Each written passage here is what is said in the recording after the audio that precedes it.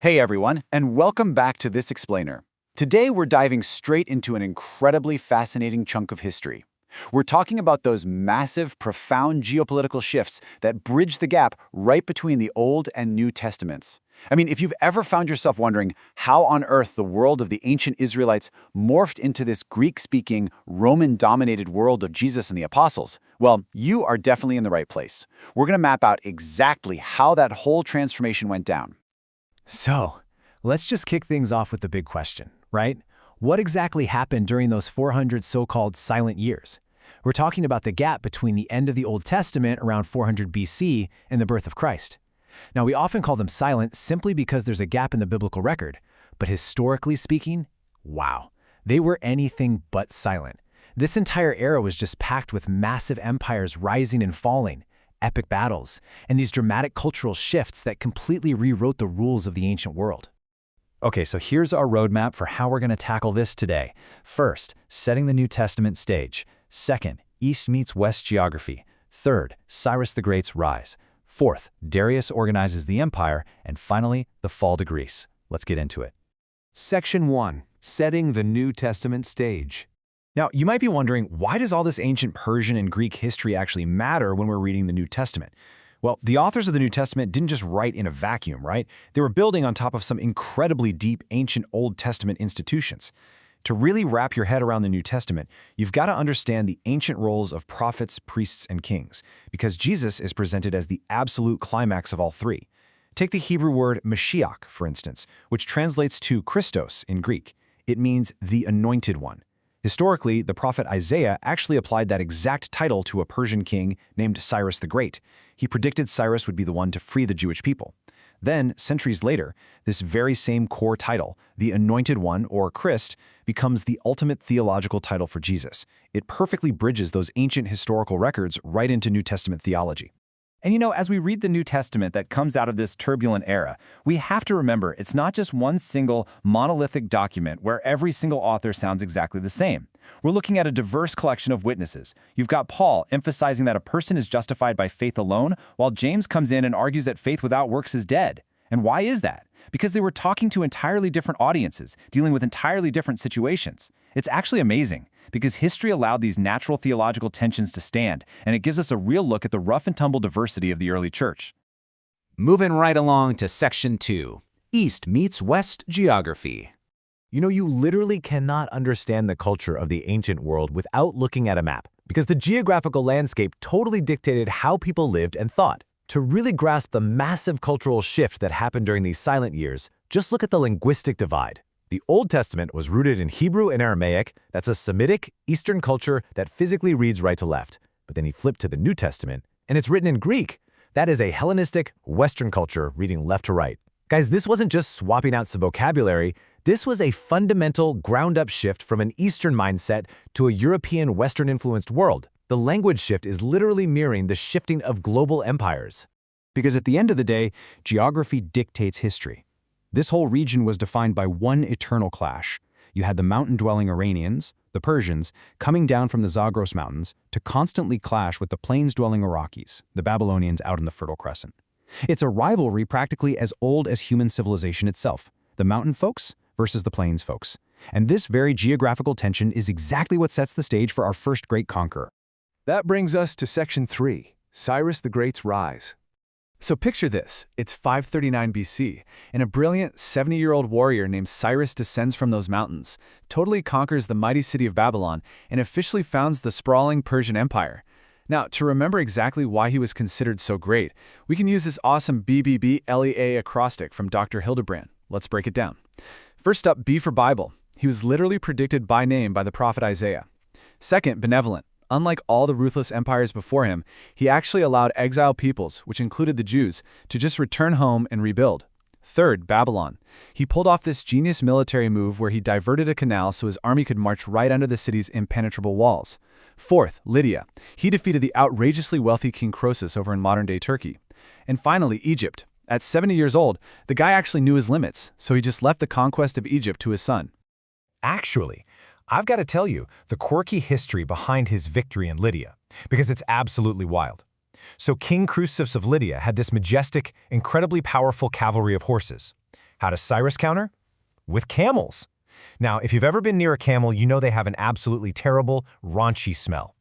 So when the two armies finally met, Croesus's majestic horses were completely terrified by the stench and the sight of Cyrus's camels.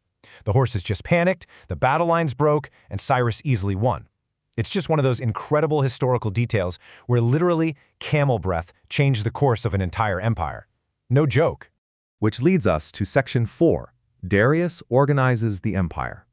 Okay, so after Cyrus died, his son Cambyses took over and pretty much plunged the whole empire into total chaos. He was super erratic. He famously outraged the Egyptians by stabbing their sacred Apis bull, and then, talk about an ironic end, he died shortly after by accidentally stabbing himself in the leg while trying to get on his horse. So the empire desperately needed stability. Enter Darius. If Cyrus was the visionary founder, Darius was the master organizer. He took this massive world empire and divided it into manageable provinces called satrapies, giving each one its own local governor. Then, he connected the whole thing by building a massive empire-wide street system for rapid communication. Get this, he even attempted to dig an early version of the Suez Canal. And absolutely crucial for biblical history, he honored Cyrus's original promise and financed the Jews so they could finally finish building the Second Temple in Jerusalem in 515 BC. And to make that massive street system actually work, Darius instituted this legendary courier system. The Greek historian Herodotus was totally blown away by these ancient Persian mailmen. He wrote, "These neither snow, nor rain, nor heat, nor darkness of night prevent from accomplishing each one from his appointed task." Now, if that sounds incredibly familiar, it's because that exact description of Darius's ancient Persian messengers is literally the unofficial motto carved into the U.S. Postal Service building in New York City today. Pretty cool, right? Darius also really understood the power of good PR. He commissioned the Behistun inscription, which was essentially a massive billboard carved directly into the sheer rock face of an Iranian mountain, boasting about his greatness in 3 different languages. Decades later, it became the crucial Rosetta Stone that allowed modern scholars to finally decode ancient Akkadian. But the craziest part is how we got it. A 19th century explorer literally balanced on a 100-foot ladder, standing on an 18-inch mountain ledge, just copying the entire thing by hand. Just an absolute death-defying feat of history and archaeology. And finally, Section 5. The Fall to Greece. So if we look at this timeline, you can clearly track the incredible boom and bust of these Persian kings. We see Cyrus initiating the rapid expansion in 539, Cambyses briefly taking Egypt, and then Darius hitting the absolute peak of organization. But right around 486 BC, things really start to go off the rails. That's when Xerxes decides it's a good idea to pick a massive fight with Greece, which ultimately sets off a chain reaction leading to the empire's total destruction in 333 BC. Let's zoom in on Xerxes for a second, using the BEG 300 memory trick. Honestly, Xerxes was arrogant and incredibly erratic. In Babylon, he brutally crushed a local rebellion and literally melted down their most sacred solid gold statue. In the biblical Book of Esther, he's the impulsive king who banishes Queen Vashti and marries Esther. Over in Greece, he successfully marched in and torched Athens, but he totally failed to actually hold the territory. And then, the 300, he's the infamous Persian king who went up against those 300 Spartan warriors at the narrow pass of Thermopylae. Now, after Xerxes finally retreated, the Persians completely changed their strategy when it came to Greece. Instead of a direct invasion, they turned to some incredibly cunning geopolitics. During the Peloponnesian Wars, where the Greek city-states of Athens and Sparta were just tearing each other apart, the Persians would purposefully fund whichever side happened to be losing at the time. So if Sparta started winning, Persian gold secretly flowed to Athens. If Athens rallied, the gold went straight to Sparta. It was a brilliant, if super cynical, strategy to guarantee that the Greeks remained way too divided and exhausted to ever threaten the Persian Empire again. Well, that strategy worked until it didn't. Take a look at this date, 333 BC. Super easy to remember, right? It's exactly half of 666. This is the exact moment when a fiercely driven young Macedonian named Alexander the Great swept out of Greece, and he was out for blood.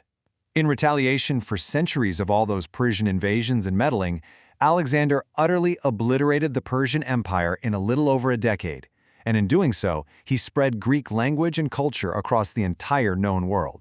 Which brings us right to our final thought for today. Those 400 silent years, they were actually a roaring furnace of history. Seriously, think about it.